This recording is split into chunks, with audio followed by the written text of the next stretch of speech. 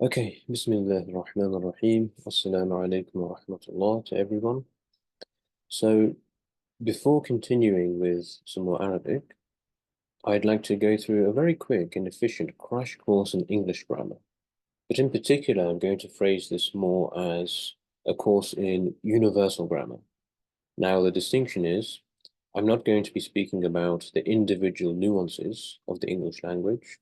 I want to give a picture of what grammar is and what it looks like quite generally.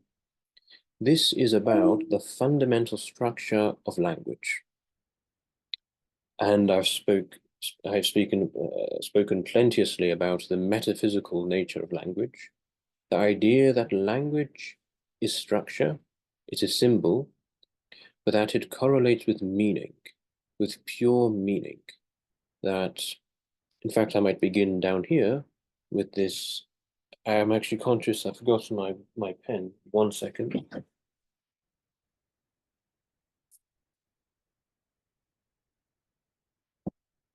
Yes, down there I've spoken about the theories of grammar.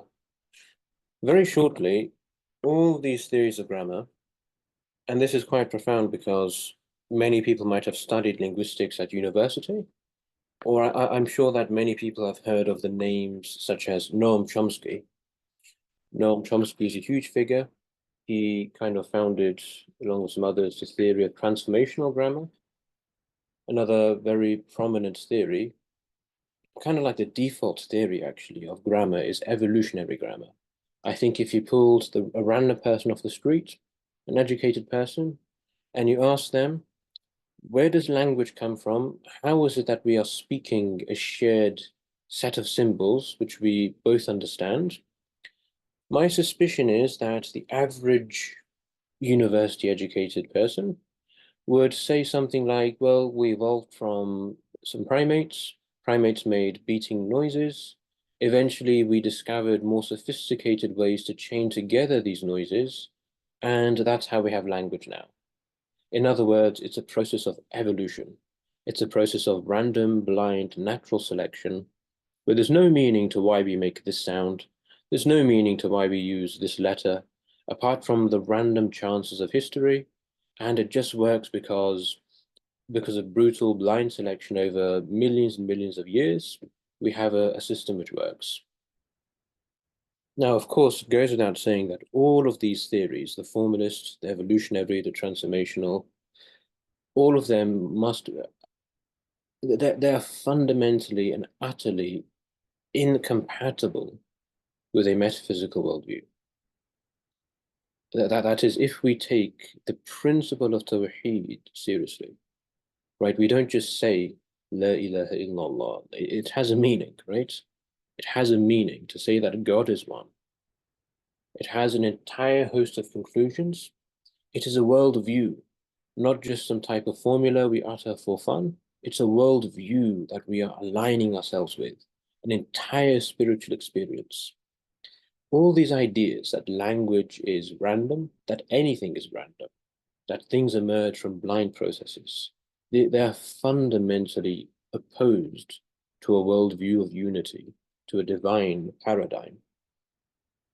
So I won't go into this too much here. I've made other videos about it. But language and everything must be understood as ultimately divine in nature. That doesn't mean there are no human conditions. That doesn't mean that time has no correlation here. But it means that the ultimate nature of language, in particular a sacred divine language like Arabic, is divine and timeless and eternal. Now, according to this theory, theory in Greek means vision, it means to see. According to this vision of language, we see grammar as a perfectly mathematical universal system which describes the structure of reality. I spoke about this in our last lecture, but there's an entire field of sciences, not just one science, but the science of grammar is an interdisciplinary construct which synthesizes and brings together mathematics, linguistics, semiotics, psychology, neuroscience, anthropology, noetics, psychology. It brings them all together into one holistic discipline. Now, we can't go into that here. God willing, we will in the months and years going forward. But what I want to suffice with is just a flash of this vision, some scintillation of its ultimate outlook. Here are some principles of grammar which I want us all to bear in mind. These are words we should try to remember and try to apply as we go forward.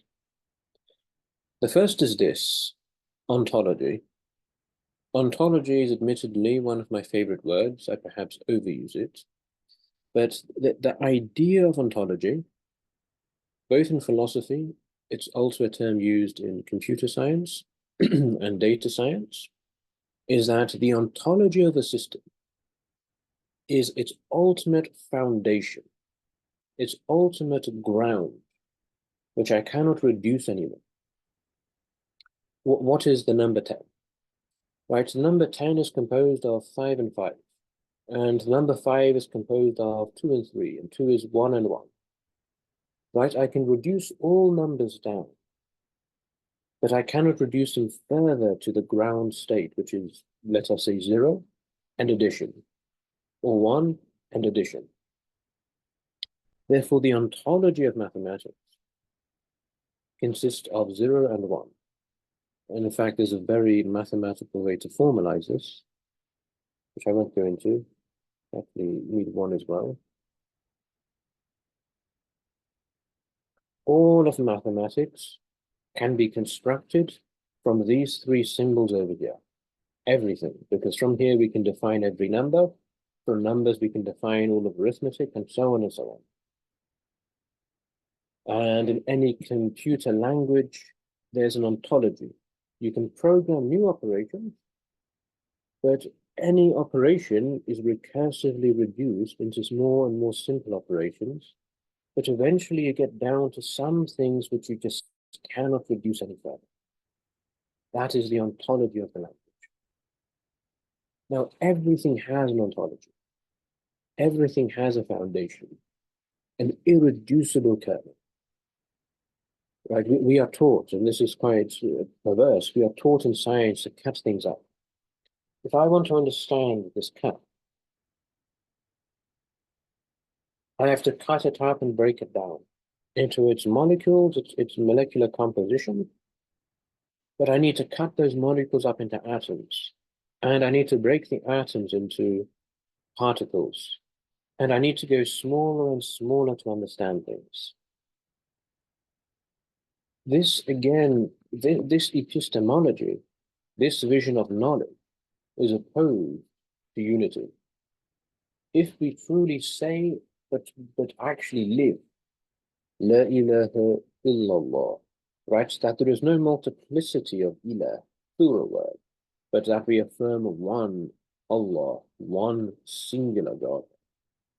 If we are to truly live this worldview, we do not understand things by cutting them up into pieces, because then we have gone from Allah to ilah. We have reduced from the unity of monotheism to a polytheism, right? And polytheism does not just mean worshipping a plurality of idols. Polytheism, shirk, is to have multiple principles in your mind which compete for unity. Any duality is a form of shirk. To think that we can understand something by cutting it is a shirk. It's a form of shirk. We understand things as they are in the holistic unity. So now ontology is not about breaking things up into the smallest bits. We even use this word bits in computer science. No, it's about understanding what are the fundamental unities of whatever structure or reality is in question.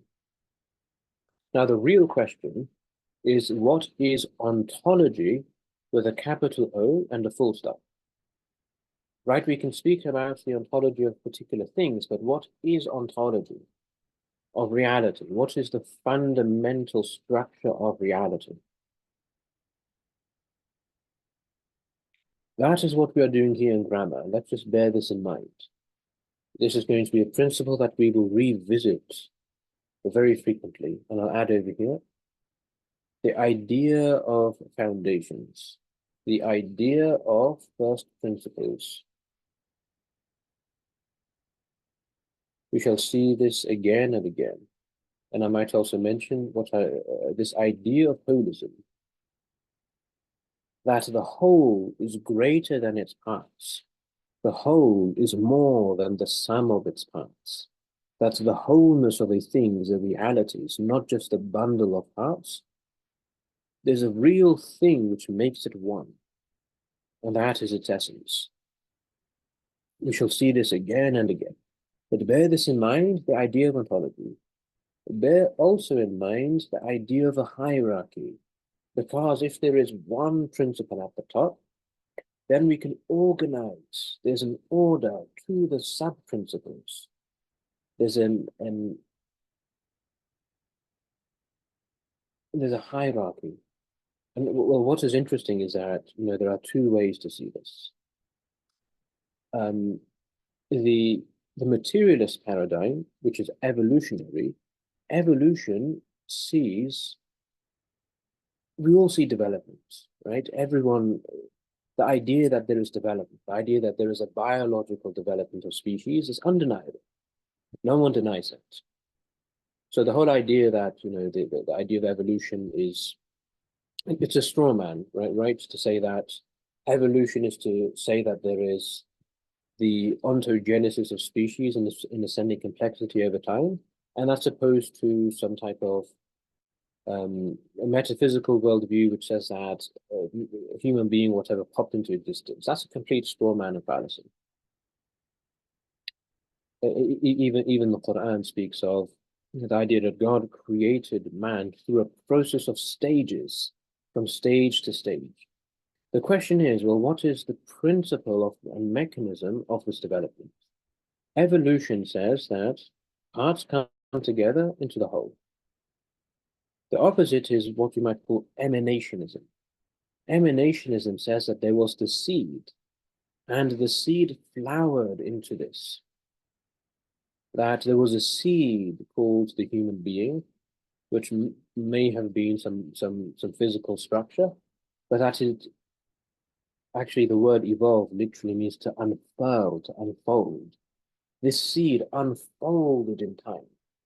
And that's the duality. It's not by blind chance, it's by programming. Everything which was to occur was programmed into the seed, and it just played out in time.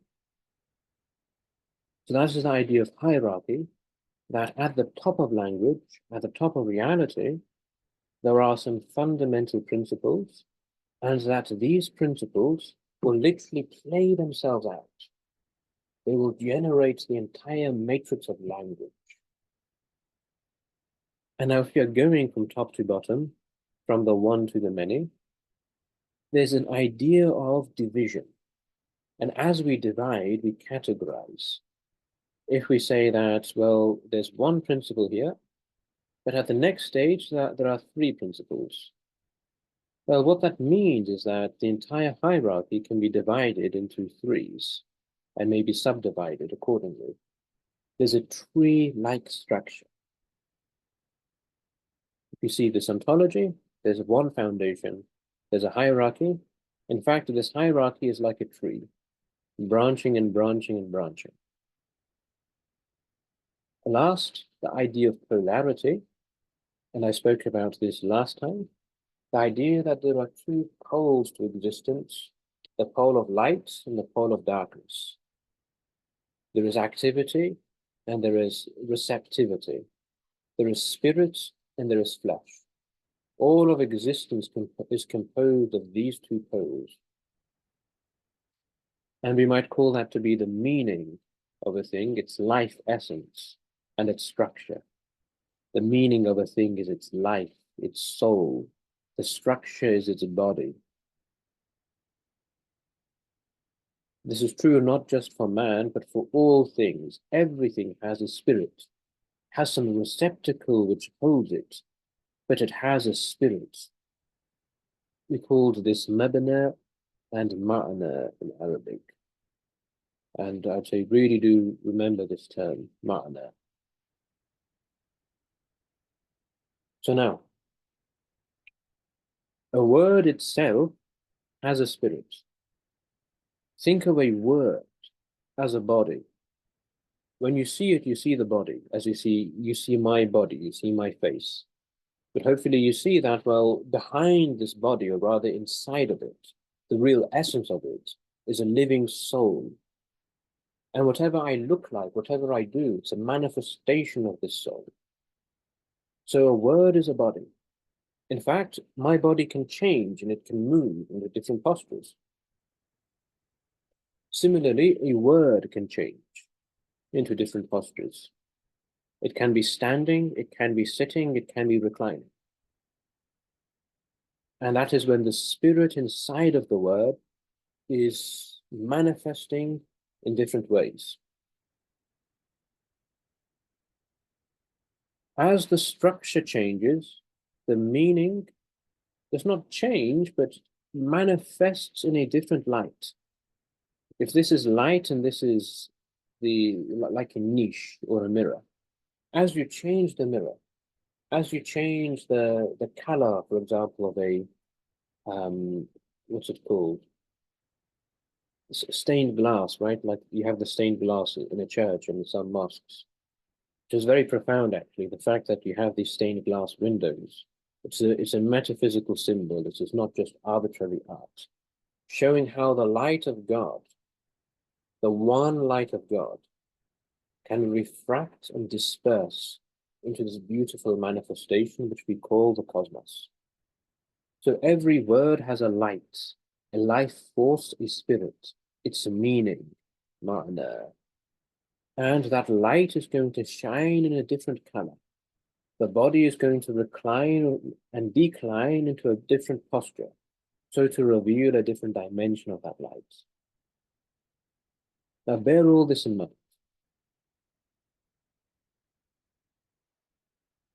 I believe we have also spoken a few times about the hierarchy of grammar. Now this is putting together what I said previously, that the ontology of grammar begins with the breath.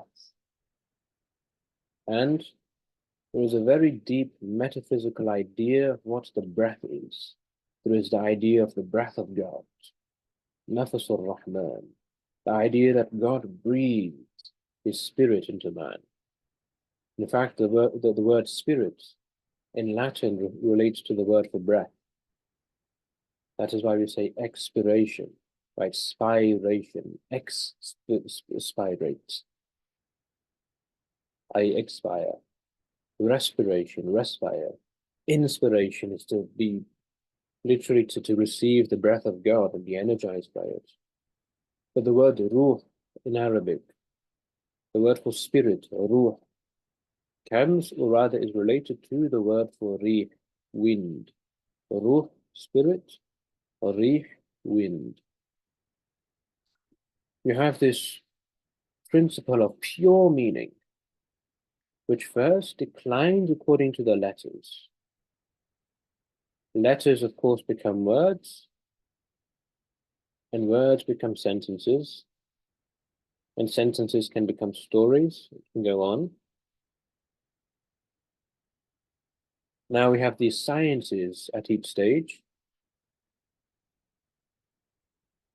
and in terms of the Arabic course, I'm essentially going to be assuming that we all understand the phonology and orthography. That is, we know the Arabic alphabet, we know what it sounds like, we know how it is written.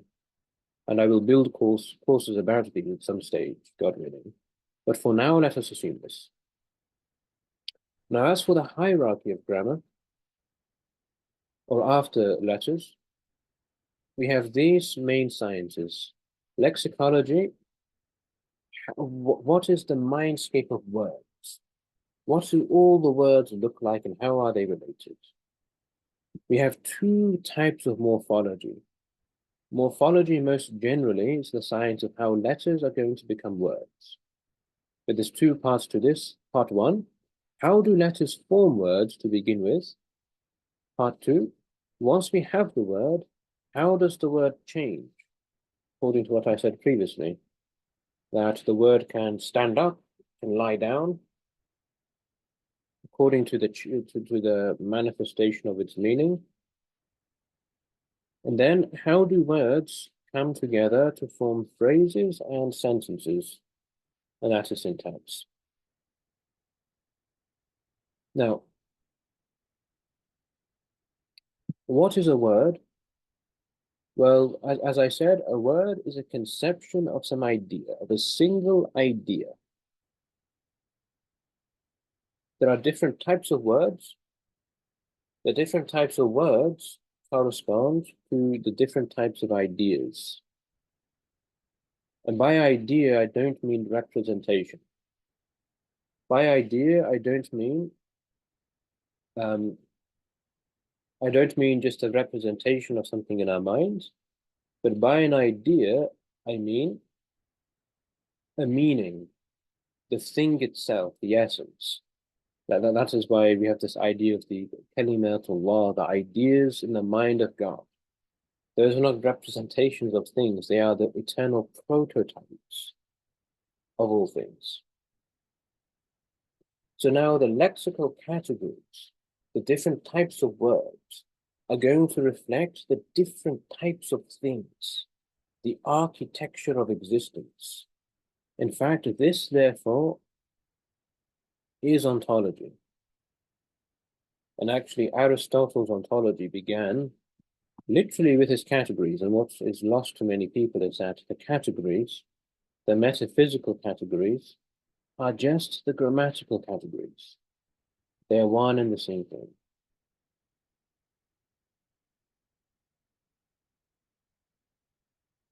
And over here we have there's some semiotics here, that is. How is the word a sign, the symbolized word, how is that related to the word itself, the word as meaning? There is the word as sign and there is the word as meaning. The word as a gust of sound flowing in the air, going into your ear, the word being converted by that from that physical impulse into an electrical signal. But then the word which is being converted from the electrical signal, or rather read by your actual being, your mind, not just physically, but the ma'ana, the meaning being understood. So there is a science here of how signs are connected to meanings. And I'll introduce another word. We will see this a lot. There's this word called dalala, dalalatun, which means signification and connection quite generally. We will see this very frequently, and this connection over here, I'm emphasizing it, because when it comes to the Islamic sciences, the ulum, right, of usul al-fiqh and usul al-tafsir of law, the actual sciences themselves, which constitute a theological study, a traditional training, are all centered around this one idea of dalala. Okay, what are the lexical categories? Let's really break into this properly. There are three main types. In Arabic books, this is done quite beautifully. It's called an ism, fi'l, and harf. They say, well, you know, the noun, the ism, or rather nominal.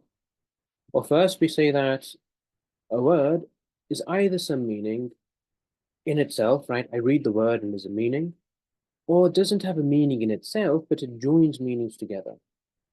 If I say good, good has a meaning. If I say buy, the word buy doesn't have a meaning itself, but when I say buy the pool, now it has a meaning. So these structural words are particles which connect things together. Otherwise, well, now the meaning is either attached to time or it is not. If I say took, the word took, yes, there's a meaning of taking, which is perhaps abstract, but we understand that this is in the past tense. Something has happened in time. If I say man, there's no time there necessarily. It's just an idea. So that divides into nominals and verbals. Nouns, verbs, particles, the most basic division. Now, nominals can be broken up into three main types. We have pronouns, nouns, and adjectives. Pronouns are words which point to the fundamental essence of a thing. For example, I.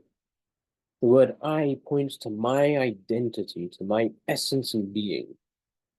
I can speak of myself as a man, as a teacher, as wearing a blue shirt. But when I say I refer to the very essence which underlies all these things. So these are the pronouns. Clearly, they are therefore the most important words in the language, and so should be learned first. Then we have words which point to substances, that is, things, actual things, which might contain meanings. Like man. Man is a substance. And you have attributes. The man can be tall, he can be old or young, he can be a teacher, he can be a student. These are the attributes of the substance. Now, this ontological division is clearly reflected in the grammatical division. Pronouns, nouns, adjectives, in essence, a substance and attribute. Verbs we will understand. We have these things which are the derived forms of verbs. And there's actually a big debate in grammar as to are they nouns, are they verbs? We'll go into that later, but for now, just understand that for any verb, it has some nouns associated to it. There is the verb of to create, right? He created. God created the heavens and the earth. There's the noun of creation, the act of creation. We say that God is the creator. He is the active participle of creation, and the world is created. Is the passive participle receiving the act of creation. So remember these three things: the verbal noun, the active participle, and the passive participle. For any verb, we have these three threads. As for particles, as for words which structure the sentence, there are three main types. We have prepositions, words which relate to space and time, in general to the relationships of nouns. Right, it is the cat is in the room. I came out of the house. It is over the hill, under the sea. All these words are prepositions. Also extremely important. They should be one of the first things which you learn for any language. We have connectives. Again, which we cannot form words without connectives. And better than so, how to string phrases together. And of course, how to negate the negative particle. There are some others, but this is the main structure so far. Nominals, verbals, particles. Now, a nominal word symbolizes a conception, a substance. This kalima, this word, has a structure. Right, we're speaking about the structure of the word, the body of the word. For a nominal, there are four things, and it is important to memorize this. Every nominal word has definiteness. It's either definite or indefinite. A thing or the thing. I'm either speaking about a definite thing,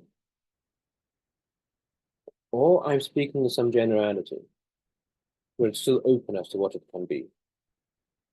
Give me a glass. I want that glass. I want the glass. We don't have this in English, but in general, languages have gender, where each word is going to be either masculine or feminine, sometimes neutral, but in Arabic, just masculine and feminine. Every word has a number. There is a man, there is a group of men. There is a thing, there is a set of things. In Arabic, we also have the dual number. We can speak of two things. And what is new to many people is the idea of grammatical states. Every word has a state, and I've made a video about this, which I might reference. I think I called it The Secret of Arabic Grammar, or something like that. So please do watch the previous videos I've made because I explain all this in a lot more detail. But now, whenever you see a nominal word, you must understand that it's like a graph, there are 4 dimensions, 4 axes. Is this word definite or indefinite? What is the gender? What is the number? What is the grammatical state? All of this is combined. They are like the 4 dimensions of the body of the word. And therefore you have all these possibilities. It can be feminine, dual, indefinite, genitive. And that's a body or a particular body which the meaning of that word is going to take. And this seems a bit intimidating for some people, but we have to understand that in ancient languages, every word has a deep meaning. And it's actually very profound metaphysically. It changes the way you think. There is no such thing as a small word which you can remove. Every word has such a profound meaning. It contains not just one meaning, but many, many dimensions of meanings. So the key here is to slow it down. That is the first advice I will give about learning a new language. You must go more slowly. You must appreciate every word. I think there's a principle in tajweed, in the science of Arabic phonetics, they say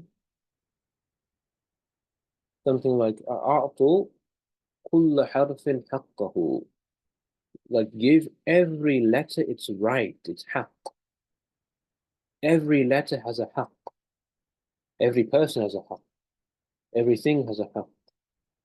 And duty is about fulfilling the right of a thing. Words have a right. They have a right over us. If we read the Quran and we read, Alhamdulillahi, Alhamdu has a haqq over us, that we appreciate that it is Alhamdu, Alhamd, not Hamd. It is definite. We appreciate that it is singular, not Al-Hamadat, it is Alhamd. It is singular.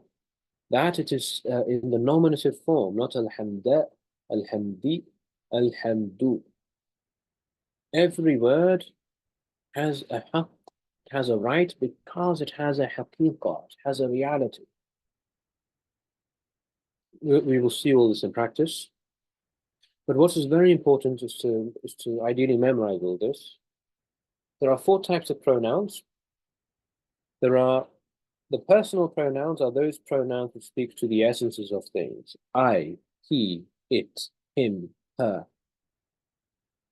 You have a set of pronouns for each person. First person, second person, third person. I, you, he, him, her. Ideally, it actually changes according to the gender, but in English, we just say I, whether I'm man, woman, whatever. So I'll say, right, like he. Reflexive pronoun, very simple, himself. A pronoun which refers back to the thing. It can also be used for intensity. I gave it to him, himself, or his very self, something like that. I myself took it.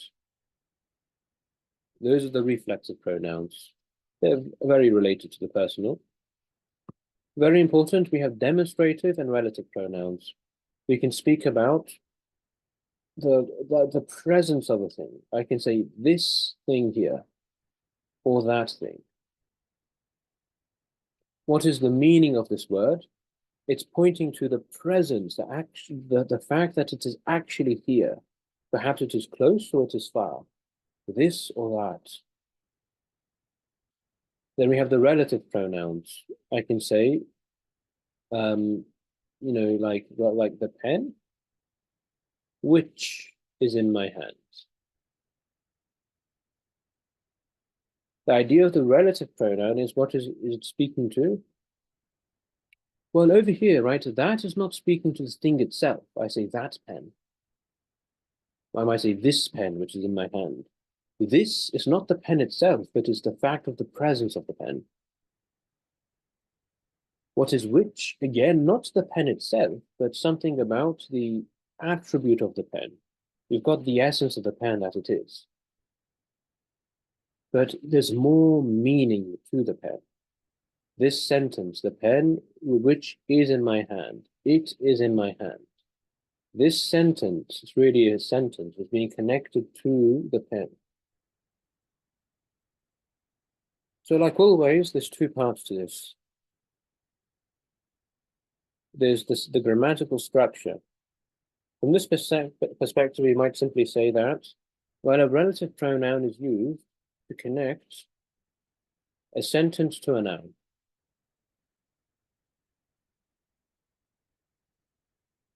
I can say the man who is a doctor is standing by the tree. The man is standing by the tree. No, the man who is a doctor is standing by the tree. I can add more. I can add a sentence to a noun. That's what is happening from the structural perspective, but there is a meaning to that, a metaphysical meaning to what's going on. For now, this is most important just to learn the structures, because we can build meanings, or rather deepen our understanding of meanings on top of that. But we will also use meanings to learn the structure as necessary. But please memorize this. Pronouns, personal, demonstrative, relative. Okay, grammatical cases, something which is new. Well, there are different dimensions to meaning. There are different categories, again, of nouns, different types of nouns. Some nouns are places, right? I should finish this. He lives in the city, let's say. So this city, what is this? It is a place. The pen, I wrote with the pen. What is this? It is the instrument of writing. It came from there, right? It's not the same as the city. I can say it came from the city. He lives in the city. The word, the city here, is not the same. If we think of a picture, if I say he lives in the city, there's a picture in your mind, right? Perhaps whatever city, maybe London or a city you live in, or an ancient city. He's inside of the city. There's the store, there's the market, there's his house. But if I say he came from the city, no, I don't see that. I perhaps see the entire city in the horizon and he's coming out from it. It's not the same picture. It's not the same meaning. That is what's going on here. Same word, different meaning. The pen is good. It writes well. I wrote with the pen. Same word, different meaning. I gave the book to him. Right? I saw the book. I gave the book. Or let's say I saw him. I gave the book to him. Right? Dative is about the motion to something. Not the same. If I say that I saw him, he is the direct object of what I am saying. I saw him. I gave the book to him. He's not the direct object. The direct object is the book. I took the book, then I gave it to him. Right? The motion pushing to him. Not the same thing.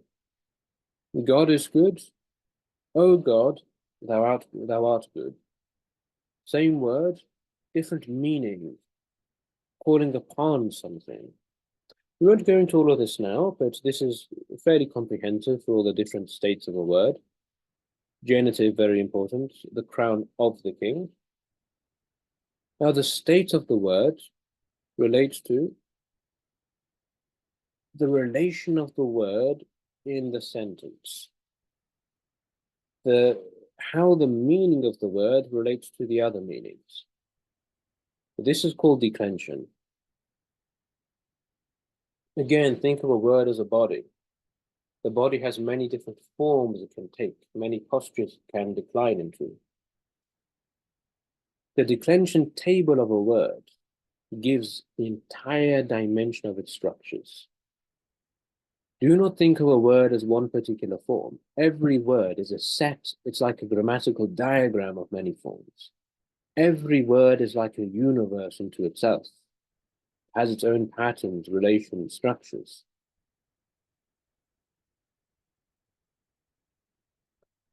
Classical example is this. These are going to be the three grammatical cases in Arabic and mostly in English. It's the subject, I gave it to him, he gave it to me, object, genitive, it is mine, my book.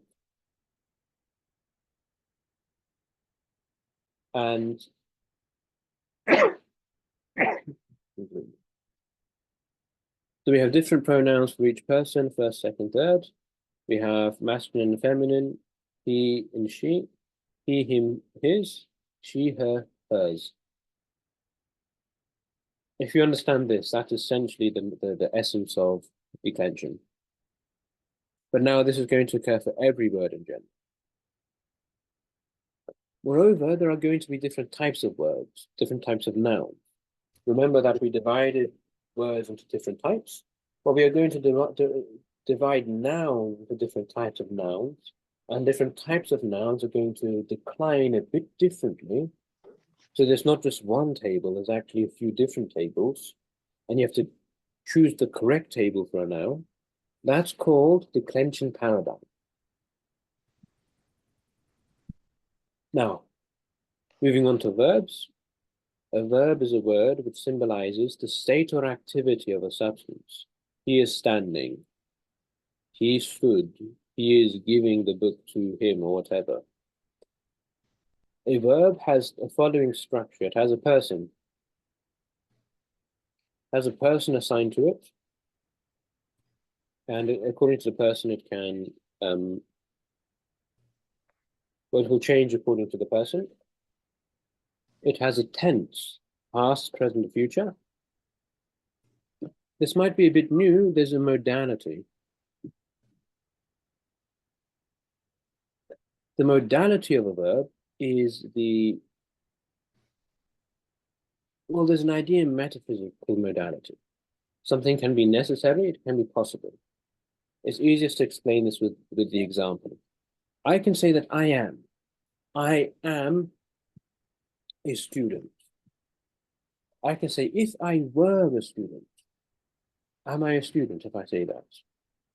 If I say, if I were a student, the answer is no. I am a student. The verb am is being used to describe that it's actually happening. If I were a student is imagining the possibility. I can say be a student. That is the imperative. So there are more grammatical moods than this. There's a bit more subtlety to it. In fact, the moods of a verb is really part of advanced grammar. This is something we really go into once we get to the intermediate and advanced levels. We go much, much deeper into this. But for now, as we learn the verbs, we will learn how to conjugate them according to mood. Think of the mood of a verb as the state of a noun. We shall see this some more. As for the example of conjugation, right, the noun declines, the structure of the word changes, it declines. Same thing for a verb, which we have these dimensions over here.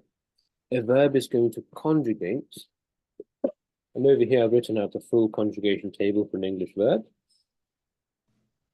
To love, right? Well, it can be I love, I love, thou lovest, to use a classical conjugation, he loveth. I, thou, he. First person, second person, third person, but also the plural case as well. I love, we love. Thou lovest, ye love. We have the past tense. I loved, thou lovedst, he loved. So we have tense, we have the number, we have the person, and this is the mood over here. If I love, Or this is more interesting, if he loved. We do not say if he loves. If he loved. That's correct in English. So this is an example of how the mood will also change the shape of the word. Then we have the participles, if you remember those. What are the nouns I can derive from love? Well, there's the idea of love.